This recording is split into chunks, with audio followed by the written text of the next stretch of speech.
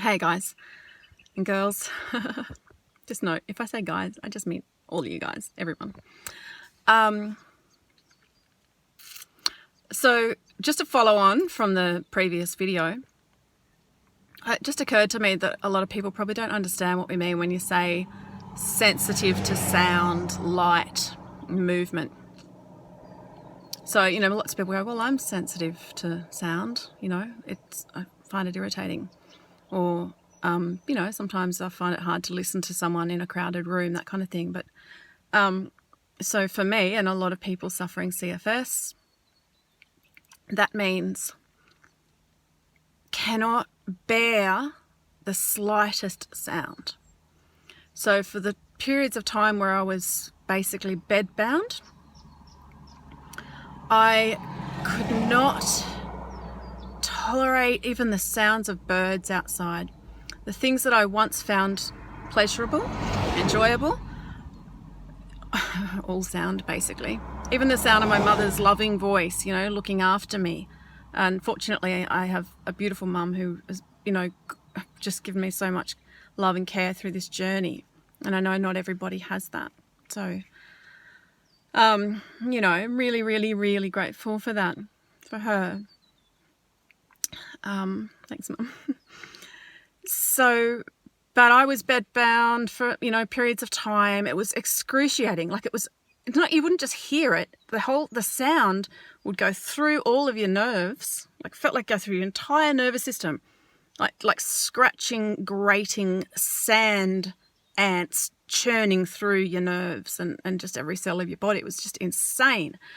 And this is not just something I made up. This is like the literal sensations that were going on.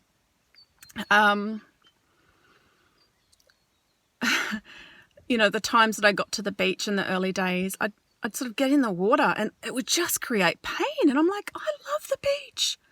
What is going on? I love nature. I love the outdoors. But it was just created pain throughout my entire nervous system. Most people don't even know what that means, like your nervous system, but it's like your brain, something's happening in the brain and you're aware of every single little thing in a really excruciating way and seemingly just continually. Barely slept at all. If I did, I'd just drop into a very delirious sort of a state and I was just under there. And, I could sort of still aware of people kind of, moving around the house or, whatnot. But I was just like, ugh, sort of like I wished I was in a coma, but I wasn't. Light. So I had to just put blankets and things over my eyes, blacken out the room, take eye patches everywhere. If I did go to a doctor's surgery or something like that, I'd, have to wear sunglasses and a big wide-brimmed hat and just stay very, very still because the fluorescent light was just kind of, it feels like it's like perforating your whole body, like shining all the way through, right? That sounds crazy, right? And I know a lot of you know what I'm talking about. And I know a lot of you don't, but you're kind of wanting some understanding about what's going on with your person, There's something going wrong with the blood-brain barrier. So everything's kind of going through the brain, that everything's just really mixed up. This often comes on after a virus or a trauma, like an accident, injury, frequently a virus. And they don't really truly understand it. They've recognized all sorts of dysfunctions, but no one really truly understands it. Which makes it even harder. And you often just put in the too hard basket. So where was I? Sensitivities. Okay, so lovely mum trying to ask me nicely, would you like something to eat, darling? And I'm like, oh, the sound. It was just like searing through my brain. And I'm like, not wanting to be, rude or unpleasant or upsetting to my mum or anyone. But I'd be like, oh, God, I just can't handle it. And then and mum is like, beside herself, thinking, God, I can't do anything right, And then also just hand gestures, just that movement my brain trying to register things moving. If I was in a car in those early stages, I was a passenger, I was in the back seat, usually laying down with something wrapped around my eyes. With the electricity stuff, like, so that movement thing, it was just like pulling, like literally pulling on my brain. The electricity stuff, I guess I'm sharing this, like, not just to make a big deal, like, oh, woo, you know, me, my story, but to help you understand, like, I know what you're going through. Lots of people don't have these particular symptoms, but they've got a whole other array that are just as weird and bloody wonderful. Not. The electricity stuff for me, I'd go past, like, you know, power lines and things, and again, this magnetism thing, it was like pulling at my head, at my brain, and causing all these problems with my organs that I was aware of. What else?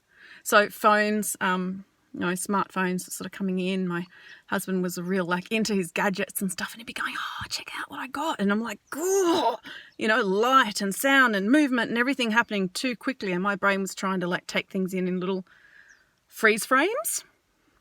So all of this supercalifragilistic crazy light show was just insane. I want to let you know that in recent times, I go to music. I love music, right? Oh, that's another one. Couldn't listen to music, you know? So it's really hard to get any joy if you can't, you know, listen to music or enjoy company, because people are just creating all these symptoms. And you can't go anywhere. A bit like COVID.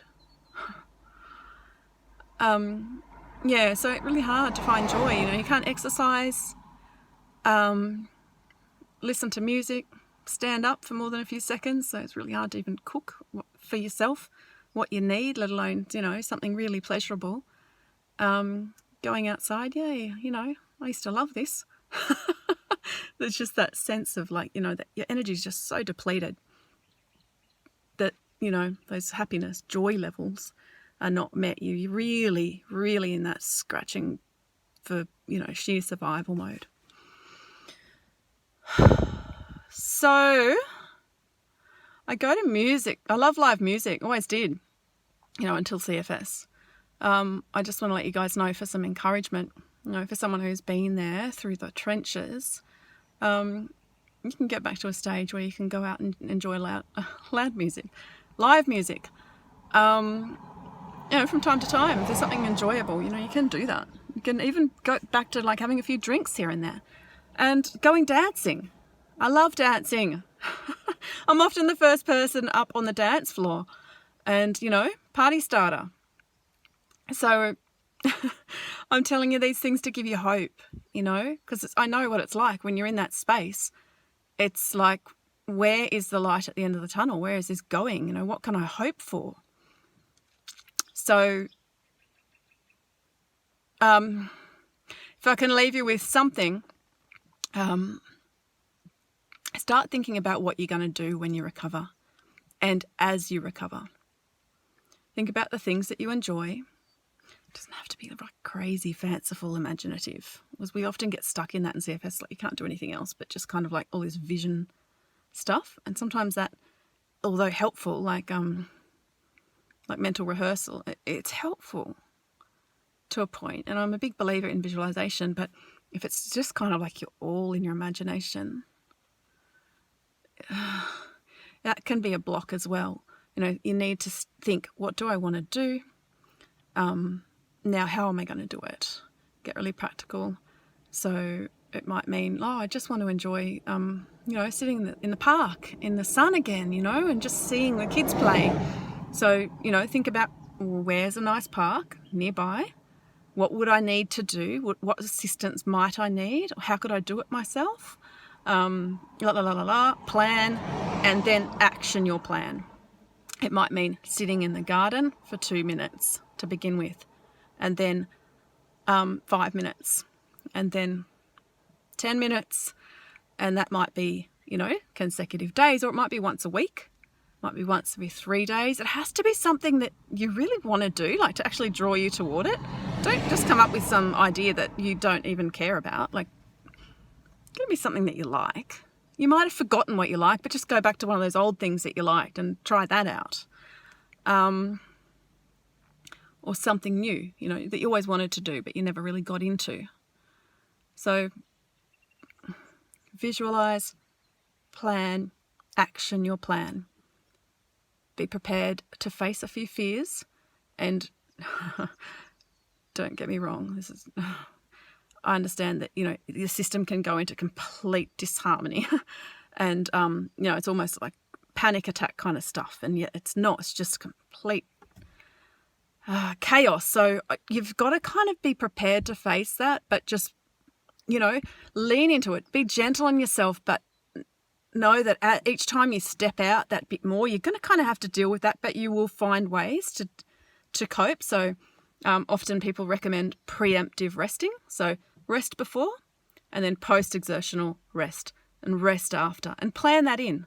So plan your activity, plan in your rest before, plan in your rest after, and, you know, go and do it. Come back and succeed, you know. You did it. Doesn't mean you're going to feel well, but you did it. And each little achievement, like, just stack it on your mountain of bloody awesomeness and just keep going with it, you know, and congratulate yourself, be your own best friend, be your own best coach, you know, encourage yourself, get your self-talk working. Do not compare yourself to anybody else's journey, the person you were before. You're you, you're here, now, living, making the very best of the life that you have, with hope and faith that things will improve. Okay? That's it for today. All right, bless you all. Bye.